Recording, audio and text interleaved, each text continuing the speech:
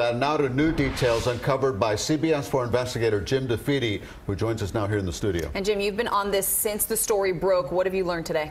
So what we're learning for the first time is the nursing home itself is putting out a bit of a timeline, trying to explain what exactly took place, and it's focused mainly on the role that FP&L played. But before we get to that, we have breaking news of our own. What we've learned in the last few hours is that at least 3 times in the 36 hours prior to the first death of this nursing home officials called Governor Rick Scott a cell phone that he had given out to officials to say, if you have any problems, call my cell phone, I'll intercede and make sure they get done.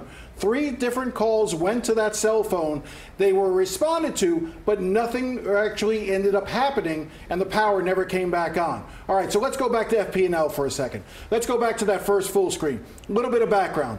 This facility had 2 FP&L transformers, one that powered the life safety systems, the other one that did the air conditioning unit. All right, now let's go to Sunday, September 10th.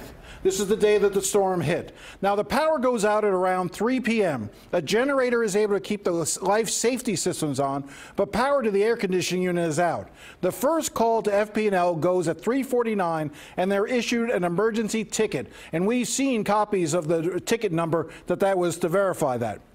On Monday, September 11th, FP&L said that they would, in fact, respond to the ticket that had been created and go out early to say. According to the nursing home, no one came to the facility. They were promised to be there in the morning. They called. Nobody showed up in the morning. They called again in the afternoon. Nobody came in the afternoon. Same thing in the evening. And it was at this time, on Monday, in the afternoon, in the early evening, that the first call to Governor Scott's cell phone went from the facility. Again, somebody from the Emergency Operations Center returned the call that had been given to Governor Scott, returned the call to the facility and said they would work on getting FP&L out there as soon as possible. But that did not occur on Monday. So now we go forward to Tuesday.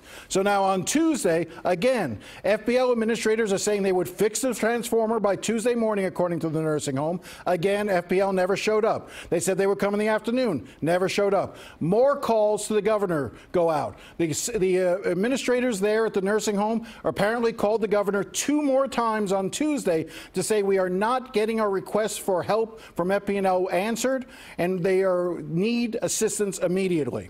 Now, what we saw as a result is, now let's go to Wednesday. Wednesday is when the patients began to die. In the early mornings, we started seeing it starting at 1 o'clock. Emergency crews were called. 911 paramedics were summoned to the nursing home first for mild situations, and they grew more progressive. One of the things I found fascinating was that at 4:30 in the morning, they went to try to revive a patient who had a DNR, do not resuscitate. They were not able to, so they let him go. Then, while they were still there, another patient had a heart attack and died. That's when things began to move.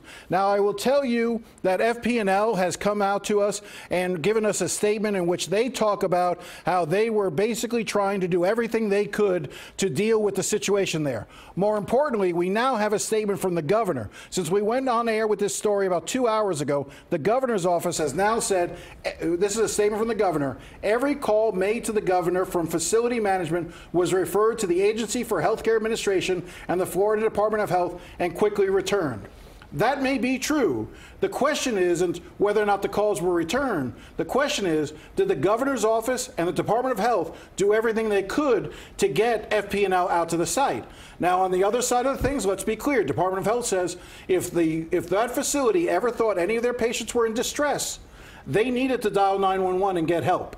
So you have a situation where who's at fault? You're going to see a lot of finger pointing going on in this. Should the governor have been more involved if he'd gotten involved early? To the FP&L, why didn't they get a service to this area? And the same with the nursing home itself. Every day we're discovering more and more from this horrific story that shouldn't have happened. And I think it's clear that everybody shares some sort of blame. And the nursing supervisor at Memorial Regional Hospital, she's a hero here because she's the one who went across the street and discovered the situation.